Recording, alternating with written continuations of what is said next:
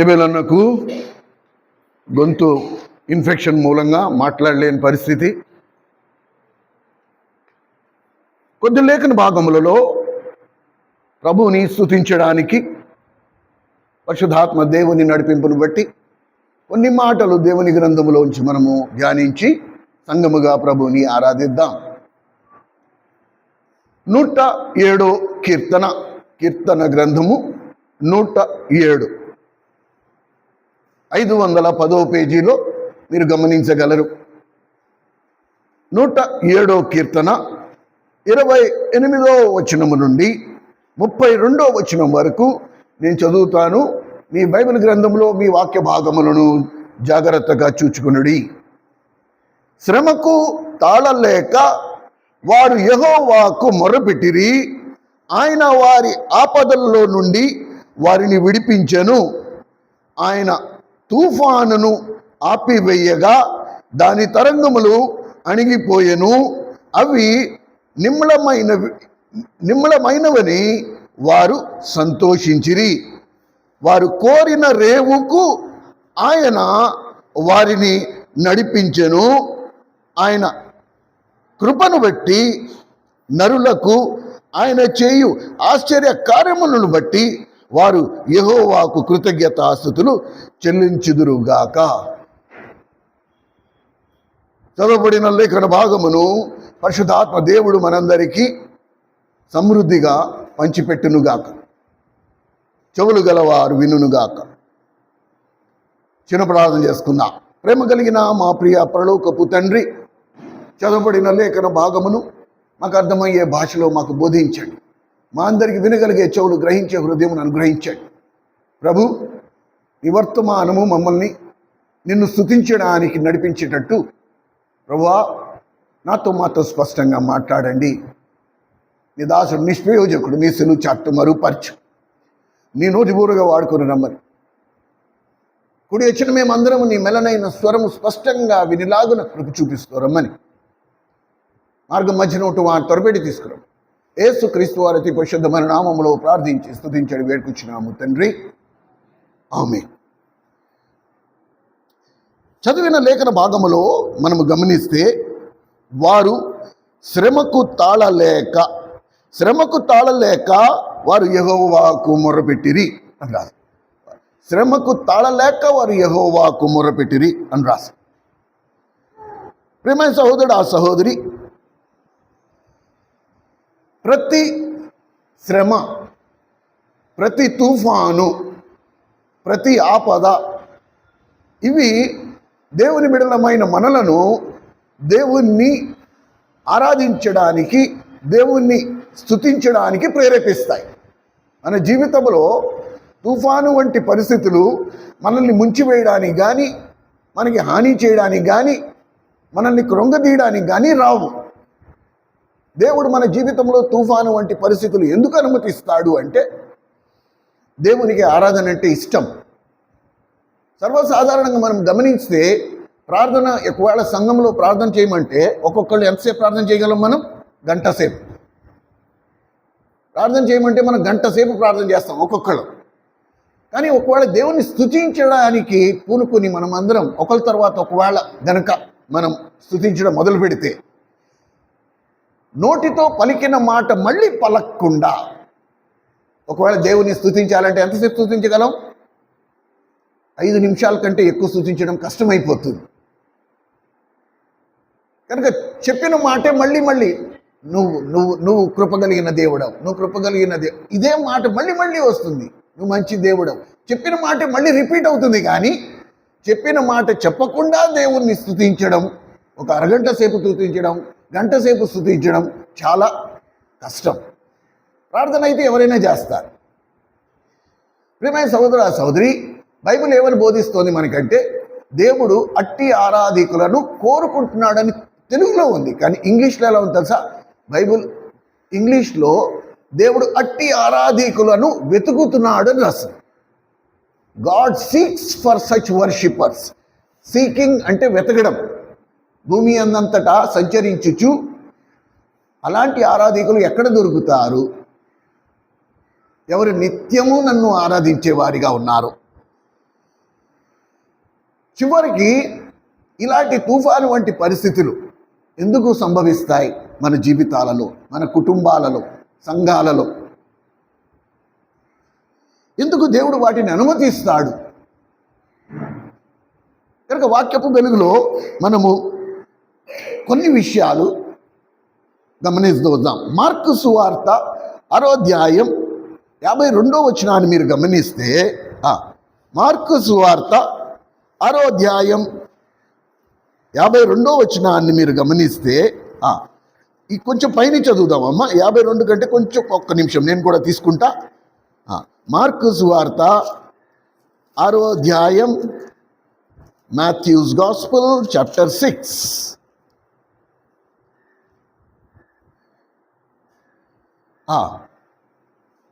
మనం ఎక్కడి నుంచి చదువుదాము? 45 నుంచి చదువుదాం. ఆయన జనసమూహమును పంపివేయినంతలో దోణి ఎక్కి అద్దరినున్న బెత్సైదాకు ముందుగా వెళ్ళుడని ఆయన తన శిష్యులను వెంటనే బలవంతము చేశారు. ఇది ఏ సందర్భము? ఏ సందర్భం అంటే, జనసమూహము పోగుపడి ఉండగా చాలామంది జనసమూహం ఉన్నారు. దాదాపు 10,000 మంది ఉన్నారు. బైబిల్లో అయితే 5,000 మంది పురుషులను రాస్తుంది. స్త్రీలు పిల్లల్ని అందరినీ కలిపితే 10,000 మంది కంటే ఎక్కువ ఉన్నారు. ఈ 10,000 మందిని చూసి దేవుడు వారి మీద కనికరపడి, ప్రభు వారి మీద కనికరపడి వారిలో చాలా మందిని స్వస్థపరచడం ప్రారంభించాడు. స్వస్థపరచడం ప్రారంభించిన తర్వాత సాయంకాలం ప్రొద్దుగుంకింది, చీకటి పడి వస్తూ ఉంది. శిష్యుడు ప్రభు దగ్గరికి వచ్చి అన్నారు, అప్పటికైతే గడియారాలు లేవు ఇలా చూసుకోవడానికి, సెల్ ఫోన్ చూసుకోవడానికి. శిష్యుడు ప్రభు దగ్గరికి వచ్చి అన్నారు, ప్రభా సూర్యుడిని చూస్తున్నావా? అస్తమించిపోతోంది, చీకటి పడిపోతుంది, నువ్వు అర్జెంటుగా వెళ్ళి పంపితే వీళ్ళు గ్రామంలోకి వెళ్ళి వాళ్ళకి కావాల్సిన సామాగ్రిలు అవి కొనుక్కుంటారు, మళ్ళీ ఇంటికి వెళ్ళి వంటలు అవి వండుకుని వాళ్ళు భోజనం చేయాలి కదా అంటే, ప్రభు అన్నాడు, అవసరం లేదు, వాళ్ళకి మీరే భోజనం పెట్టండి, వాళ్ళకి మీరే భోజనం పెట్టండి అన్నాడు. కొన్ని ఇంగ్లీష్కి వీటికి చాలా తర్జుమాలో తేడా ఉంది. శిష్యులు దానికి జవాబులు ఏం చెప్పారు తెలుసా? మేము వీళ్ళకి భోజనం పెట్టాలా అన్నారు. ఎంత కఠోరంగా ఉందో ఆ మాట. మేమేంటి, మా హోదా ఏంటి, మేము సేవకులం, వాళ్ళు విశ్వాసుల సేవకులకి పెట్టాలి కానీ సేవకులు ఇప్పుడు వాళ్ళకి విశ్వాసులకి భోజనం పెట్టాలా అనేటట్టుంది ఆ మాట. అందును బట్టి ప్రభువు ఏం కనిపెట్టాడు? శిష్యులు హృదయాలు కఠినంగా ఉన్నాయి, వాళ్ళల్లో కనికరం లేదు. తన యజమానుడైన ఎవరినైతే వారు వెంబడిస్తున్నారో, ఎవరినైతే వారు సేవిస్తున్నారో ఆయనకున్న కనికరము శిష్యులకి లేకపోయింది. అందుకనే వచ్చామంటున్నారు, తొందరపడి ఈ అంత మళ్ళీ మన నెత్తిన పడుతుంది, అర్జెంటుగా నువ్వు వాళ్ళని పంపేస్తే వాళ్ళ ఇంటికి వెళ్ళి సరుకులు అవి కొనుక్కుని ఇంటికి వెళ్తా సరుకులు అవి కొనుక్కుని ఇంటికి వెళ్ళి భోజనాలు వండుకుంటారు. కనుక అర్జెంటుగా నువ్వు పంపేసేయి అంటే ప్రభువు అలా చేయలే. మిగతా తర్వాత అంటే మనకి తెలుసు. అయితే మన దగ్గర కేవలం 5 రొట్లు 2 చేపలు మాత్రమే ఉన్నాయంటే అవి నా దగ్గరికి తీసుకురండి. ఆ విధంగా 10,000 మంది కంటే ఎక్కువ మందికి ఆ రొట్టె చేప వడ్డించడం జరిగింది. అందరూ సమృద్ధి కడుపు నిండా తిన్నారు. అయితే కిందకు వచ్చేటప్పటికి చూడండి, కిందకు వచ్చేటి 56వ వచనం, 52వ వచనం. అయినను వారి హృదయము కఠినమాయను గనక వారి రొట్టెను గూర్చి సంగతి గ్రహించలేదు. అరే, ఈ 5 రొట్లు 2 చేపలు దేవుడు ఎలాగైతే 10,000 మందికి ఎలా పెట్టగలిగాడు? ఇది ఎలా జరిగింది? దేవుడు ఎలా చేయగలిగాడు? ఈ గ్రహింపు వాళ్ళకి రాలేదు. కానీ వాళ్ళ హృదయం అలాగే ఉంది, వాళ్ళ హృదయం కఠినంగా ఉంది. అందుకే జీవం కలిగిన దేవుడు, ఆయన త్రికాల జ్ఞాని, ఆయన ఏమన్నాడు? సరే, లాభం లేదు, వీళ్ళ హృదయం ఇంత కఠినంగా ఉంటే వీళ్ళు నన్ను ఏం ఆరాధిస్తారు? వీరు నా శిష్యులే, కానీ వీరు నన్ను ఏం ఆరాధిస్తారు? వీళ్ళు నన్ను ఆరాధించరు కాబట్టి వీళ్ళకు ఒక గుణపాఠం నేను నేర్పించాల్సిందే. రండి, మత్తయి సువార్త 14వ అధ్యాయం మత్తయి సువార్త 14వ అధ్యాయం. మత్తయి సువార్త 14వ అధ్యాయం. చూడండి, ఇదే సందర్భం ఇందాక మార్కు సువార్త 6వ అధ్యాయంలో మనం చదివిన అదే సందర్భం మత్తయి సువార్త 14వ అధ్యాయంలో మీరు గమనించగలరు. చూడండి 15వ వచనం. మత్తయి సువార్త 14వ అధ్యాయం 15వ వచనం. సాయంకాలం అయినప్పుడు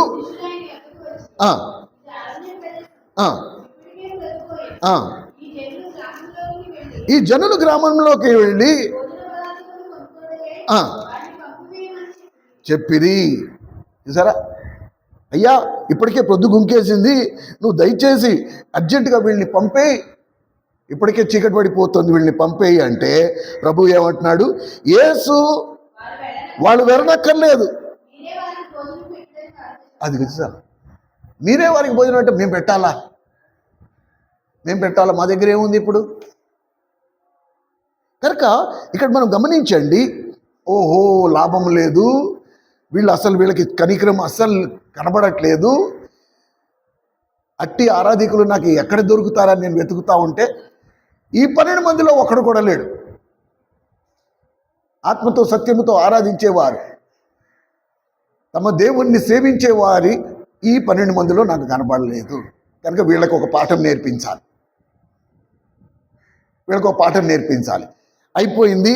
తర్వాత ఏం జరిగిందో మనందరికీ తెలుసు. 5 రొట్లు 2 చేపలు 10,000 మంది తినగా 12 గంపలు మిగిలాయి. ఏమండి, ఇదంతా అయిపోయిన తర్వాత ఇప్పుడు ప్రభు, ఈ విచిత్రం, అందుకనే వరుస క్రమాన్ని మీరు చూడండి. ఆ తంతు అయిపోయింది. ఏ తంతు? 15 సరే, యేసు వారు వెళ్ళక్కర్లేదు, మీరే వారికి భోజనము పెట్టుడని వారితో చెప్పగా వారు 2 చేపలను అందుకు ఆయన నా ఎదుగు తీసుకురండి.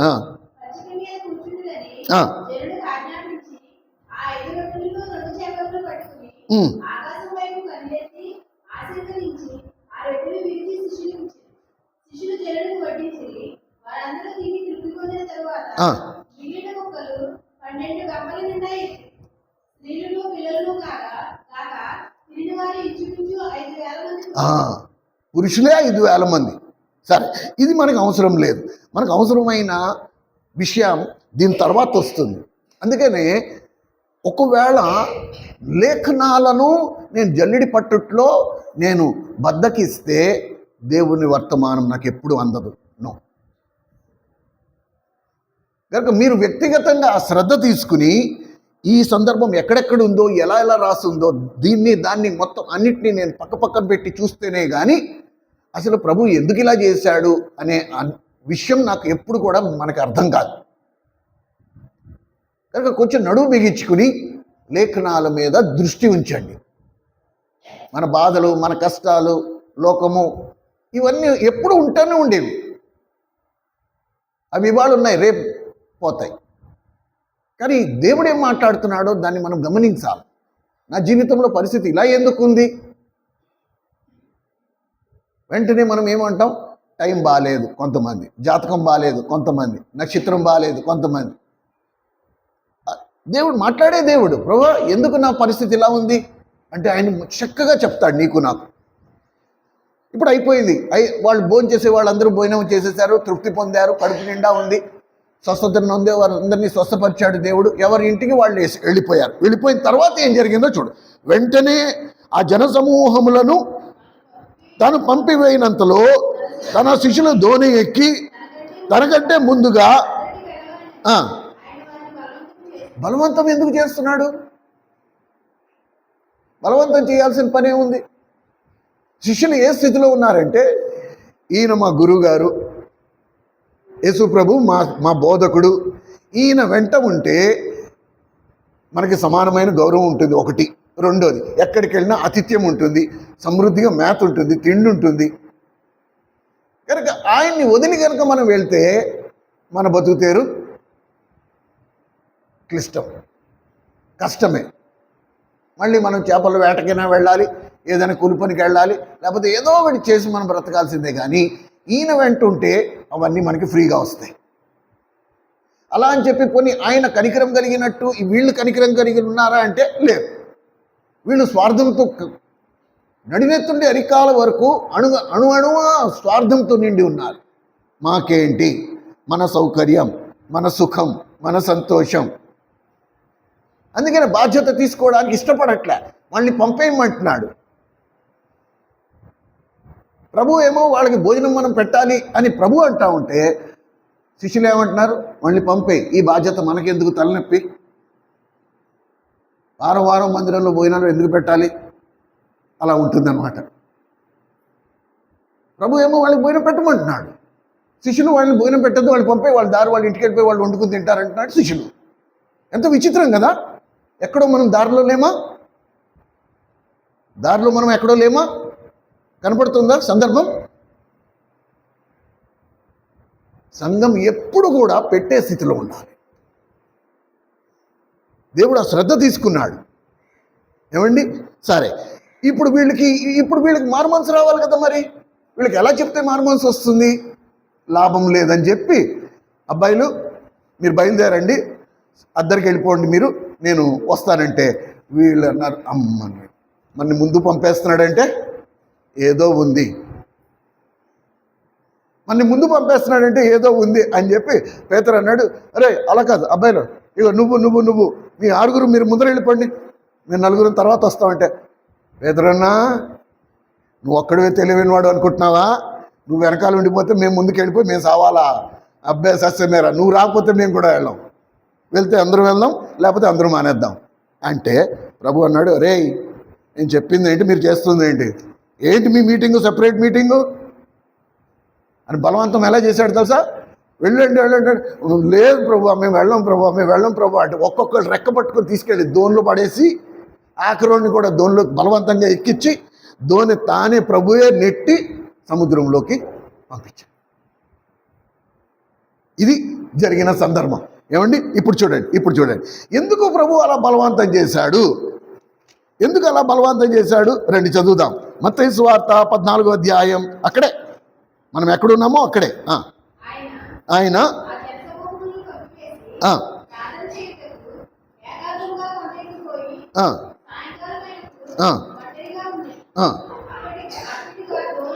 అప్పటికి ఆ దోణి దరికి దూరంగా నుండగా గాలి ఎదురైనందున అలల వలన కొట్టబడుచుండెను. అప్పటికే దోణి చాలా దూరంలో ఉంది. ఇంగ్లీష్ బైబిల్లో అయితే సముద్రం మధ్యలో ఉందని రాస్తుంది.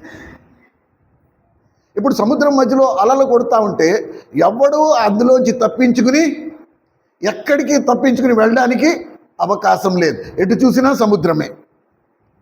అలలు అంత ఎత్తు అలలు లేచి దోణి మీద పడతా ఉన్నాయి. ఈ వీళ్ళకి 4 ఎకరాలు తడిసిపోతుంది ఒక్కొక్కడికి. ఏం చెయ్యాలా? కనుక ఈ తుఫాను ఎవరు రప్పించారు? ఇప్పుడు చెప్పండి. ఎందుకు వచ్చింది తుఫాను? ఎవరు రప్పించారు?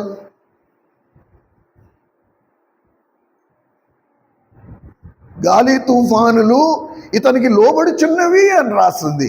గాలి తుఫానుని నోటి మాటతో గద్దించి అణగద్రొక్కే దేవుడు గాలి తుఫానులు సృష్టించలేడా? సృష్టించగలడు. కనుక వీళ్ళకు ఒక పాఠము నేర్పించడానికి నడి సముద్రంలోకి నెట్టేసి ఇప్పుడు దేవుడు చిన్న గాలి తుఫాన్ని పైకి లేపాడు. లేపగా ఇప్పుడు చూడండి,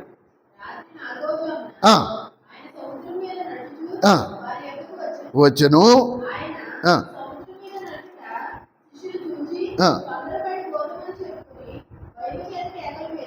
చూసారా,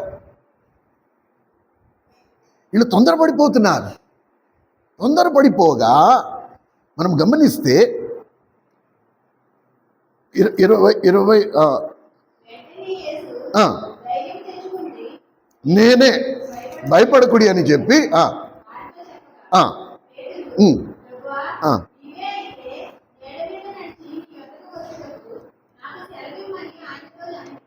ఇక్కడ మనం గమనిస్తే యేసుక్రీస్తు ప్రభువు వాళ్ళని బలవంతంగా ముందు పంపి వెనకాల ఎవరిని పంపాడు? తుఫాన్ని పంపాడు. ఎప్పుడైతే తుఫాన్ని పంపాడో ఇప్పుడు వాళ్ళు భయపడిపోతున్నారు. అయ్య బాబాయ్ మన పరిస్థితి ఏంటి అని. అలాంటి తుఫాను రేగి ఉన్న పెద్ద పెద్ద అలలు పైకి లేచి దోణి మీద పడుతూ ఉన్న ఆ సమయంలో ఆ తుఫాన్లోనే నడుచుకుంటే ప్రభు వచ్చాడు. తుఫాన్ అప్పటికీ ఉంది, ఆగలా. మన దేవుడు ఎలాంటి వాడండి? తుఫానులలో కూడా సంచరించేవాడు. కనుక ఆ తుఫాన్లో నడుచుకుంటా వస్తే ఆ మసకగా కనబడుతోంది. అలల మీద ఒక మనిషి నడుచుకుంటూ రావడం అనేది మసగ్గా కనబడుతోంది. వీళ్ళు దానికి భయపడిపోయారు. దెయ్యం అనుకున్నారు. భయపడకుడి, నేనే అనగానే ఎప్పుడైతే ఆ మాట అన్నారో వాళ్ళకి కొంచెం ధైర్యం వచ్చి, అరే మన గురుగారే, మన ప్రభువే మనం రక్షించడానికి వచ్చాడు రా, అవసరం లేదు, భయపడాల్సిన అవసరం లేదు, వచ్చేసాడు అనగానే దగ్గరికి రాగానే ఇప్పుడు అయిపోయింది కదా. ఎప్పుడైతే ప్రభువుని చూశారో వెంటనే ఎలాంటి ఆలోచనలు వస్తాయి? ప్రభువా నువ్వా, అయితే నేను కూడా వస్తా, సరే దా. ఆ తర్వాత పేతురు రావడం, మునిగిపోవడం, అయ్యో ప్రభువా నేను మునిగిపోతున్నాను అనడం, యేసు ఆయన చేయి పట్టుకుని పైకి లేవనెత్తడం, వాళ్ళిద్దరూ కలిసి దోనెక్కడం. రండి అది కూడా చదువుదాం.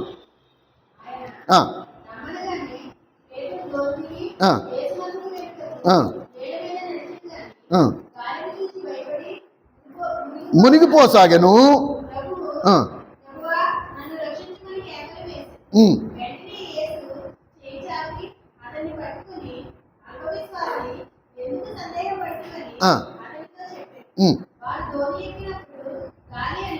చూడండి, ఆగమ్మా, ఇక్కడ ఒక మాట మళ్ళీ మర్చిపో. ఇక్కడ ఆయన గాలిని కానీ తుఫాన్ని కానీ గద్దించడం లేదు. ఆయన కేవలం ఒక చూపు చూశాడంతే. ఇక్కడ ఏయ్ గాలి తుఫాను నిమ్మళించు అనేమీ అనలే. కేవలం ఒక చూపు చాలు.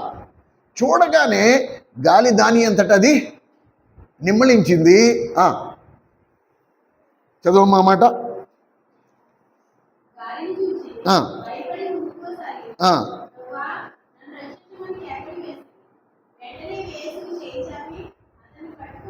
దోనెక్కినప్పుడు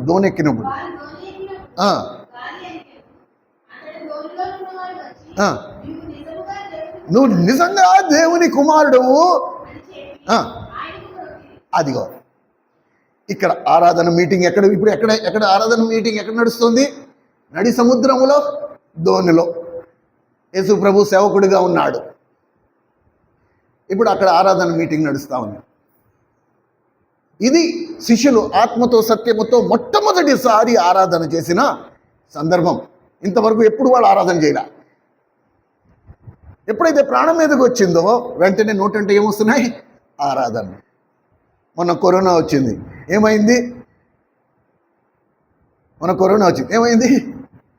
ఎక్కడ లేని భక్తులు పుట్టుకొచ్చేసాయి.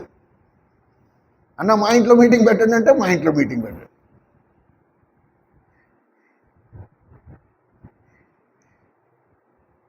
చాలా విచిత్రం అండి. దేవుడు మన జీవితంలో తుఫాను వంటి పరిస్థితులు ఎందుకు అనుమతిస్తాడంటే నిన్ను నన్ను ఆత్మతో సత్యముతో ఆరాధికులుగా మార్చడానికి. ప్రార్థన చేయడం చాలా సులభం. దేవుణ్ణి స్తుతించడం, దేవుని ఘనపరచడం, దేవుణ్ణి ఆరాధించడం ఇది కష్టం. దేవునికి ఆరాధికులుగా జీవించడం చాలా కష్టం. అందుకొరకు దేవుడు ఆ తుఫానును మన జీవితాలలో తుఫాను వంటి పరిస్థితులు అనుమతిస్తూ ఉంటాడు. అనుమతించినప్పుడే మనకి దేవుడు జ్ఞాపకం వస్తాడు. అప్పుడు మనం దేవుణ్ణి స్తుతించే వారిగా ఉంటాం, కృతజ్ఞత కూడికి పెట్టే వారిగా ఉంటాం. అర్థమైందా? చిన్న రోగం వచ్చింది, డాక్టర్లు మా వల్ల కాదనేసారు. డాక్టర్లు అన్ని హాస్పిటల్కి తిప్పారు, రోగం తగ్గట్లే. ఇక చివరికి దేవుడు వారి జీవితాలలో అద్భుత కార్యములు చేయటం వలన రోగం నుంచి బయటపడ్డారు. అంతవరకు ఎప్పుడూ ఇంట్లో కృతజ్ఞత కూడిక పెట్టుకోలే, ఎప్పుడూ దేవుని పేరట ఎవరికి ఒక మంచినీళ్ళు గ్లాస్ ఇవ్వలే. ఇప్పుడు ఏమంటున్నారు సడన్గా? అన్న మా ఇంట్లో స్తుతి కూడిక పెట్టండి, సంఘం అందరికీ మేము భోజనాలు పెట్టుకోవాలి. ఎందుకు? ఎక్కడి నుంచి వచ్చింది అది? ఆ స్తుతి కూడికలో సేవకుడు అన్నాడంట, దేవుడు ఈ కుటుంబానికి చేసిన మేళ్లను బట్టి, దేవుడు ఈ కుటుంబంలో చేసిన అద్భుత ఆశ్చర్య కార్యమును బట్టి ఎవరైనా ఇద్దరిని దేవుణ్ణి మీరు ఘనంగా స్తుతించండి. ఒక సహోదరి, ఒక సహోదరుడు, లేకపోతే ఇద్దరు సహోదరులు, ఇద్దరు సహోదరులు వీరి తరఫున దేవుని స్తుతించండి అంటే ఒక బ్రదర్ వెంటనే లేచి అన్నాడు, ప్రభువా ఈ అన్నకు ఈ రోగమును అనుమతించినందుకు నీకు నిండా వందనాలు. ఎందుకు నిండా వందనాలు? లేకపోతే ఒక చుక్క ఎవ్వడికి పోయాడు. అలాంటిది ఇప్పుడు స్తుతి కూడిక పెట్టుకుని శ్రేష్టమైన భోజనాలు పెడుతున్నాడంటే అది నీ చొరవే. దీనిని బట్టి మనం కీర్తనకారుడు దావీదు రాసిన కీర్తనల్లో దావీదేమన్నాడు, నిత్యము ఆయన కీర్తి 34వ కీర్తన మొదటి వచనం. 34వ కీర్తన మొదటి వచనం. నేను ఎల్లప్పుడూ యెహోవాను సన్నుతించెదను, నిత్యము ఆయన కీర్తి నా నోట నుండును. ఆదివారం పూట కాదు, నాకు ఆపదొచ్చినప్పుడు కాదు, నేను ఈ నిత్యము యెహోవాను సన్నుతించెదను, నిత్యము ఆయన కీర్తి నా నోట ఉండును. కనుక ఈ అనుభవంలోకి నన్ను తీసుకురావడానికి దేవుడు మన జీవితంలో అనేక పర్యాయములు ఏం చేస్తాడండి? తుఫాన్లు తీసుకొస్తాడు. ఆ తుఫాన్లు మనల్ని ముంచేయడానికి కాదు, ఆ తుఫాన్లు మనకి నష్టపరచడానికి కాదు, ఆ తుఫాను మన క్షేమము కొరకు, మనకి ఆశీర్వాదకరంగా ఉండడానికే దేవుడు ఆ తుఫానును అనుమతించాడు. అనేక సార్లు మనం గమనిస్తే ఆ తుఫానును ఇక్కడ గద్దింపు లేదు, ఏమీ లేదు.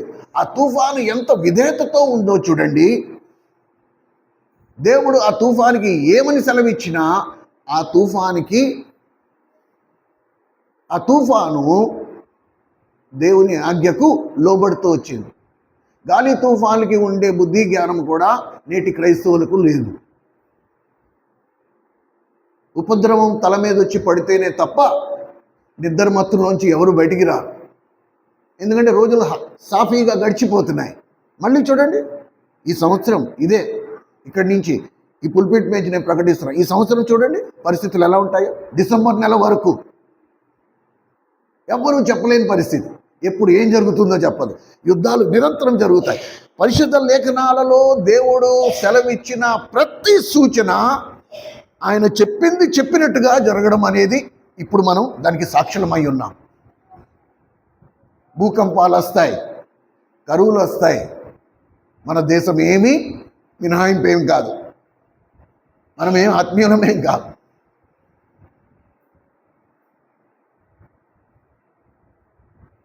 కనుక ప్రభు వెతుకుతున్న ఆరాధికుల్లో నువ్వు నేను ఉండాలి. మనము కూడా దేవుణ్ణి ఆరాధించే అనుభవంలో ఉండాలి.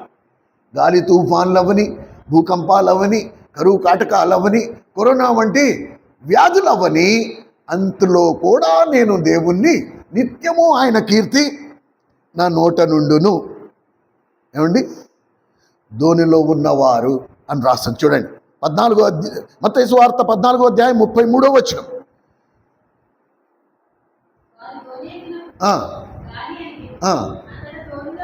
ధోనిలో ఉన్నవారంటే ఎవరున్నారు? ధోనిలో శిష్యులు ఉన్నారు. అంతలో ధోనిలో ఉన్నవారు వచ్చి ఇది స్తుతి. మ్రొక్కడం అనేది ఆరాధన. ఆయనను మ్రొక్కిరి. దేవుడు ఇలాంటి పరిస్థితులు మన జీవితంలోకి ఎందుకు తీసుకొస్తాడంటే, అప్పుడైనా సరే ఈ యుగ సంబంధమైన దేవత మన మనోనేత్రాలు గురుడితనం కలుగు చేసిన ఆ గురుడితనంలోంచి నువ్వు నేను విడిపించబడి ఇప్పుడు దేవుణ్ణి కళ్ళారా చూసి నోరారా ఆయన్ని కీర్తిస్తాము. అందును బట్టి దేవుడు ఇలాంటి పరిస్థితులు మన జీవితంలోకి తీసుకొస్తాడు, మన క్షేమం కొరకు.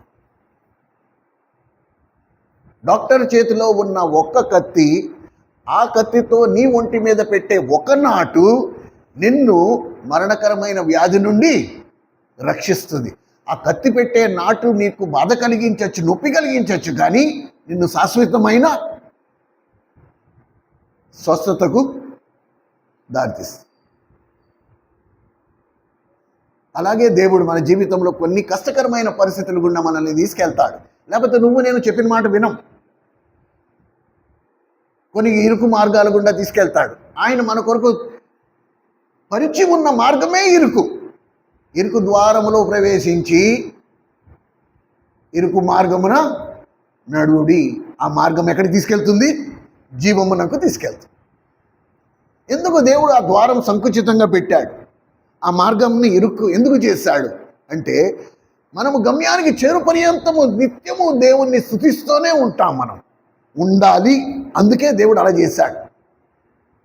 అందుకనే కీర్తనకారుడు ఆ మాట అన్నాడు, నిత్యము నేను ఆయన కీర్తి నా నోట ఉంది. నేను ఎల్లప్పుడూ యెహోవాను సన్నుతించెదను, నిత్యము ఆయన కీర్తి నా నోట ఉంటుంది. స్త్రీలు ఇంట్లో పని చేసుకుంటున్నప్పుడు కీర్తించవచ్చు, పురుషులు ఉద్యోగానికి వెళ్ళినప్పుడు కీర్తించవచ్చు, నువ్వు వ్యాపారం గల్లాపేట దగ్గర కూర్చున్నప్పుడు కూడా దేవుణ్ణి కీర్తించవచ్చు. ఆయన చేసిన కార్యాలను జ్ఞాపకం చేసుకుని ఆయన్ని స్తుతిస్తూ ఉండొచ్చు, నిత్యము ఆయన్ని స్తుతిస్తూ ఉండొచ్చు. కానీ ఆ స్తుతి మనకి ఎప్పుడు గుర్తొస్తుందంటే, ఎప్పుడు మన మీద ఒక పిడుగుపడి ఆ ఉపద్రవంలోంచి ఎప్పుడైతే మనం బయటకు వస్తామో అప్పుడు సడన్గా మనకి దేవుని మీద అపారమైన భక్తి వచ్చేస్తుంది. యోబు జీవితాన్ని మీరు తీసుకుంటే, అందుకనే యోబు అనుభవంతో ఆ మాట అన్నాడు. యోబు గ్రంథం 42వ అధ్యాయములో 5వ వచనములో అన్నాడు, వినికిడి చేత నేను నిన్ను గూర్చిన వార్త వింటిని, అయితే ఇప్పుడు కనులారా చూచుచున్నాను. చూసారా? ఎప్పుడైతే ఉపద్రవం మన మీదకి వస్తుందో మన కంటి మీద ఉన్న పొరలు పక్కకి తరలిపోతాయి. మన మనోనేత్రాల యొక్క గురుడితనం అనేది పూర్తిగా తొలగిపోతుంది. ఇప్పుడు అన్ని పరిస్థితుల్లో, అందరిలో, అన్నిట్లో ఎవరు కనబడతాడు? దేవుడు కనబడుతూ ఉంటాడు. వినికిడి చేత నేను నిన్ను గూర్చి వింటిని, ఇప్పుడు నా జీవితంలో నువ్వు అనుమతించిన అనుభవాలు. ఏం అనుమతించాడు? పిల్లలందరినీ లేపేశాడు, ఆస్తి అంతా పోయింది, పశువుల మందంతా కోల్పోయాడు, అంతా కోల్పోయాడు. ఇప్పుడు దేవుణ్ణి కళ్ళారా చూసే అనుభవంలోకి వచ్చేసాడు. వినికిడి చేత నిన్ను గూర్చి నేను వార్త వింటిని కదా, ఇప్పుడు నేను కళ్ళారా చూచుచున్నాను కాబట్టి ఇప్పుడు నేను నోరారా ఆరాధిస్తున్నాను. ప్రియమైన సహోదరుడు, సహోదరి, ఈ మాట ఎప్పుడు మర్చిపోద్దు. ఏమండి, 107వ కీర్తనలో 28, 29 వచనాలలో ఏమని రాసింది? 107వ కీర్తన 28, 29 వచనాలు గమనించగలరు. శ్రమలకు తాళలేక యెహోవాకు మొరపెట్టిరి, ఆయన వారి ఆపదలలో నుండి వారిని విడిపించెను. ఆయన తుఫానును ఆపివేయగా దాని తరంగములు అణిగిపోయెను, అవి నిమ్మళమాయనవని వారు సంతోషించిరి. ఎప్పుడైతే ఇది దాటిపోయిందో, ఎప్పుడైతే శిష్యులు ఆరాధించే అనుభవంలోకి వచ్చేసారో దానికి ప్రతిఫలం ఏంటి ఇస్తున్నాడు ఇప్పుడు దేవుడు? మీరు నన్ను నోరారా ఆత్మతో సత్యముతో ఆరాధించారు కాబట్టి ఇప్పుడు నేను మీకు ఇచ్చే ఆశీర్వాదం ఏంటి? వారు కోరిన రేవుకు ఆయన వారిని నడిపి. ఏ గమ్యము నువ్వు కోరుకుంటున్నావో ఆ గమ్యానికి ఆయన చేర్చేవాడిగా ఉన్నాడు. ఆరాధకులకు ఉండే గొప్ప ధన్యత ఏంటంటే, వాడు ఏ గమ్యాన్ని కోరుకున్నారో ఆ గమ్యానికి చేర్చేవారిగా ఉన్నారు. అంతేకాదు వారి సంతోషముతో నింపబడ్డారు. ఏమని రాసిన చదవండి అది.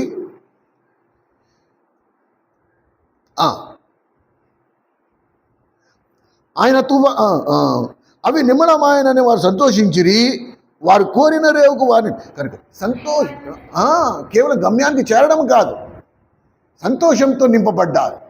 వాళ్ళందరూ సంతోషించారు. ఏమండి, 30, 32, 31, 30 వచనం దగ్గర నుంచి చూడండి.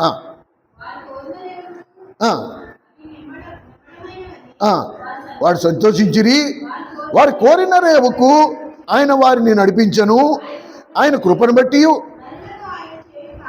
ఆశ్చర్య కార్యములను బట్టి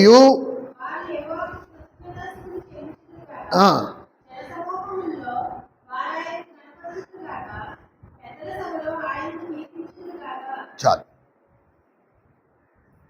కనుక సంఘముగా వారు కూడి దేవుణ్ణి స్తుతించారు, దేవుణ్ణి ఆరాధించారు, దేవుణ్ణి కీర్తించారు. కనుక ఆరాధకులు ఎప్పుడు కూడా ఆశీర్వదింపబడిన జనాభాలో లెక్కించబడ్డారు. మీకు ఒక మాట చెప్తా, మళ్ళీ తెలుగుకి ఇంగ్లీష్కి ఇదే డిఫరెన్స్. 115వ కీర్తన ఈ వచనం చదువుకుని మనము ప్రభువుని ఆరాధిద్దాం. 115వ కీర్తన.